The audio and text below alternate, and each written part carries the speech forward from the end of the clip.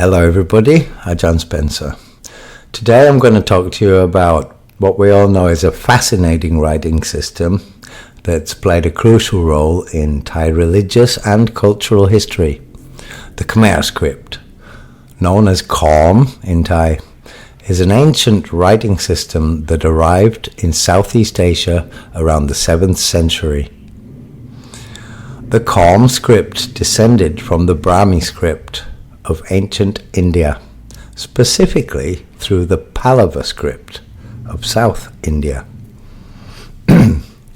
What makes this particularly interesting, to me at least, is that the Khmer script, or the Khom script, is actually the ancient ancestor of the modern Thai script which we use today, which was created by Po Khunram Khamhaeng II, the writing system of Thai.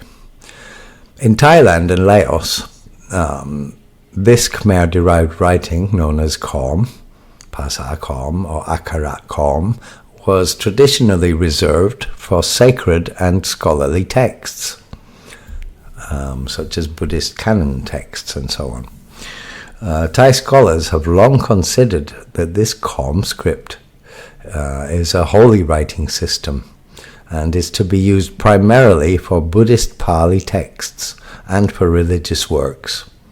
The script has evolved significantly over the centuries in Thailand, especially during the Sukoetai period, where Khom Akharat or Khom letters were characterized by their rounded and curved strokes. However, by the time of the Rattanakosin era, these very same letters had become a lot more angular, featuring straight lines instead of curves and more angles.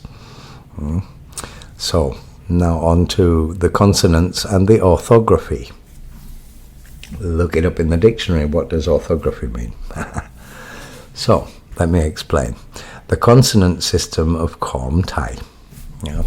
Historically, this script contained 35 consonants, or 33 in certain schools of thought, but 35, each having two forms, a full form and a subscript form, meaning floating and sunken. These 35 letters are traditionally arranged in groups called vargas. The first varga, or wak in Thai, the first wak, contains ka, ga, ka and nga, or nya, and the second contains ka, cha, ja, cha, and nya. The first one was nga, the second one is nya. The third includes retroflexes, and so on. So, interestingly, while modern Cambodian Khmer uses only 33 letters, the Thai usage has preserved all 35. There you go, you see. The Khmer uses 33, but Thai Khom uses 35. The Thai version of pure Khom. Then you have Thai Khom, which is even more extensive. So, here's where it gets interesting. 9 modern Thai letters have no direct Khom Thai equivalent in the Thai language. So these include certain consonants that developed later in Thai. And when writing these sounds in Khom, we use substitutions. For example, the Thai letter do dek is written using either the retroflex do or to tau, which they have in Khmer, and is similar to do dek in sound. The letter for fa is written using a modified form of po pan in Thai. The Thai letter for fa and po pan are very similar. One just has a longer tail on it. So every consonant, and those were substitutes for the Thai Khom to have all 35 letters. Every consonant can appear as an initial letter. So when we have consonant clusters, the first consonant is written in its full form, while the second appears as a subscript beneath it. Final consonants are usually written as subscripts under the main consonant. These are called floating and sunken consonants, unless that space is already occupied by a vowel. So if it's not a vowel, you can do a sunken consonant if you have double consonants of the same one or different ones, or clusters, yeah? In which case the final consonant would appear in its full form. The vowel system. Now, yeah, the vowel system in Khom Thai is particularly unique because it divides vowels into two categories: floating vowels and sinking vowels, or sunken vowels. Floating vowels are independent letters used at the beginning of a syllable. There are 8 floating vowel forms representing the sounds a, I, u, e, and o. Yeah, and O, actually, there's no O. These correspond roughly to Thai vowels, but are written as separate symbols above the line when they begin a word. Yeah, so they're placed differently to how Thai vowels are placed in their placement in the line of writing. So sunken vowels, on the other hand, attach to consonants or follow them, similar to modern Thai. So as left, well, it's not left to right. You can be the left, the right, under, over, or left, right, and over as compound vowels. So these vowels are written either as diacritics around the consonant, to the right, the left, above, below, or all of them, or some of them, in combinations of letters and subscripts. For example, the sound ia is often written by adding the subscript form of the letter yaw yak to the base vowels, which is the Y. It's like a Y. Like we would use IA as a compound vowel to make the sound ia. Or the sound ua, UA or OOA, can be written in multiple ways using different combinations of vowels and subscripts in the Khom language, in the Khom script. So many complex Khmer vowels or Khom vowels have multiple spelling methods, but they generally parallel the Thai compound vowels with extra consonants or subscripts. Khom Thai readers learn these conventions by drawing analogies with Thai orthography, with special rules for handling subscripts, diacritics, and final consonants. So this is quite advanced for students of Khom grammar, right? So, Khmer or Khom, Basa Khom, or Khmer derived scripts use diacritic marks in ways similar to Thai. One notable diacritic is similar to the Thai Mai Hanakat, which is like looks like a comma lying down on its side above the consonant. Looks like our commas on its side, lying down. And it indicates an inherent a sound, a short a, like man, M-A-N. Yeah? And in Khom Thai, this mark can appear above an initial or a final consonant, which it won't do in pure Khom, only in Thai Khom, because there are 2 versions of Khom. Or sometimes it's replaced by writing a double final consonant. So a, the double a, the vowel a in Thai, which is not in pure Khom, only in Thai Khom of the 2 versions. So the final consonants follow specific rules. They're typically written as subscripts under the main letter unless a vowel, diacritic, already occupies that position. If the subscript position is taken, the final consonant appears in its full form. These rules parallel those in modern Thai. So if no other subscript is needed, write the final in subscript form, otherwise use the full form. Either, yeah? So tonal marks for Thai Khom, not Khom, Thai Khom, that's for writing Thai literature, ancient Thai literature, not Pali. Pali you would use pure Khom. So these would use tone marks which exist in Khom Thai, but not in Khom, and are used inconsistently. While they resemble Thai tone marks, their usage was never fully standardized, as they tried to implement it. And so they're sometimes omitted. If you look at ancient manuscripts and parchments, you'll find them present or not present. So they'll be omitted entirely or borrowed directly from the Thai usage patterns. So copied exactly from how Thais would pronounce the tones. So it's not a complete Vichar, that one, I'm afraid. And so it hasn't been standardized, yeah. So we go on to floating versus sinking characters. I'll elaborate now on this key feature of Khom, Thai orthography, because it is a very key feature. The distinction between floating and sinking characters is fundamental to understanding how this script works. Yeah? Floating letters, floating consonants, particularly, and floating vowels particularly, are written above or before a consonant. You don't have floating vowels in pure Khom, Khmer, only in Thai Khom. We're talking about Thai Khom now, which is a more complex version. And so the floating vowels are written above or before a consonant, or even as independent letters, characters. The 8 floating vowels, which I mentioned earlier, literally float above the line, above the consonant, when they begin a word. Yeah? Or if they begin a word, just the vowel begins above the line, if it's a floating vowel. Sunken vowels are integrated into the syllable by using subscript symbols. They sink below or attach to the consonant.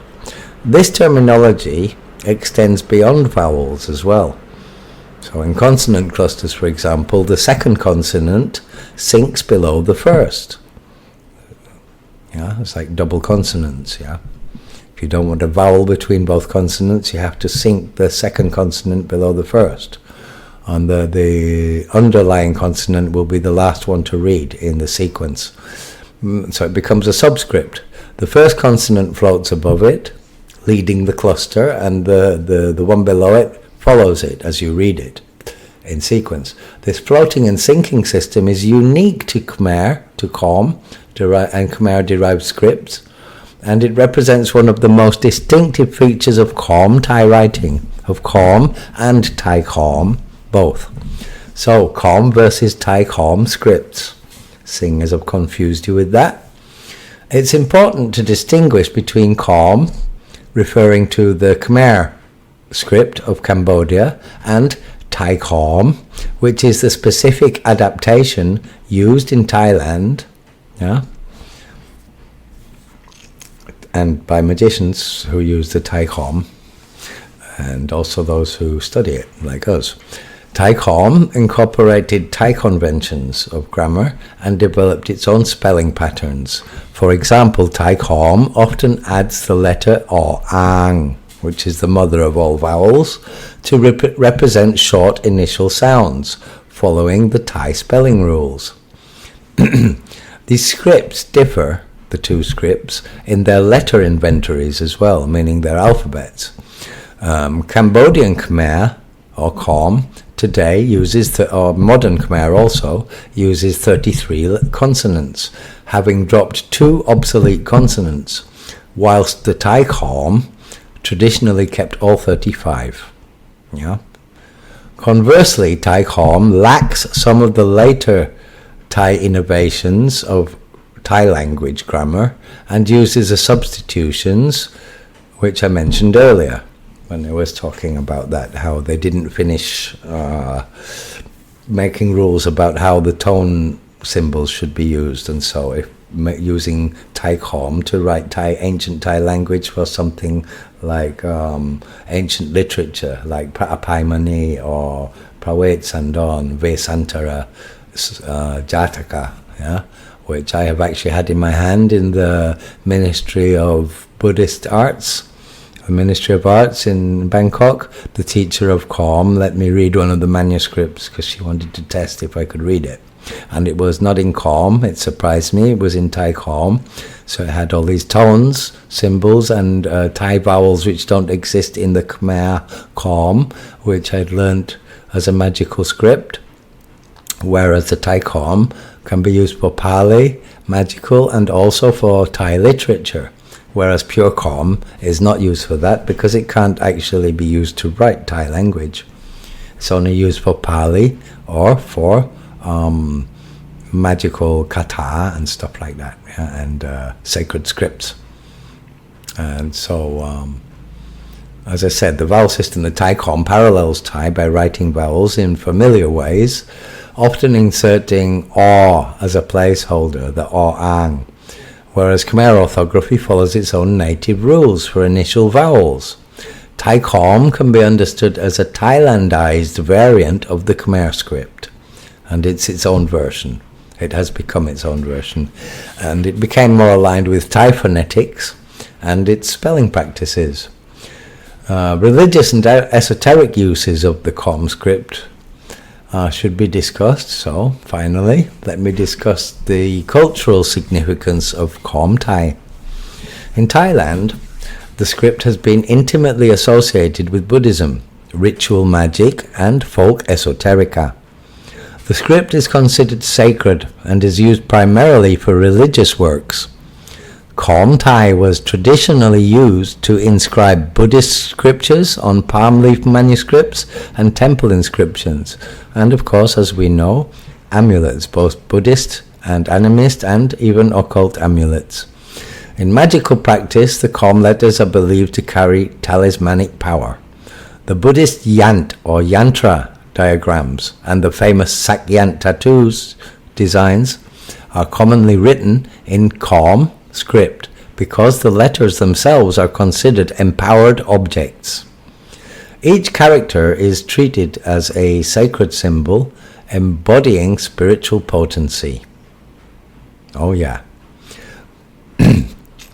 And so, Thai Khom appears on amulets as inscriptions and as yant or yantra designs, sacred geometry, on temple murals, written of course in ancient manuscripts of course, and spell books, so grimoires or books of magic spells, Buddhist blessings and protective chants, Buddhist sutras, and the kata chants in temples will be inscribed in Khom as well.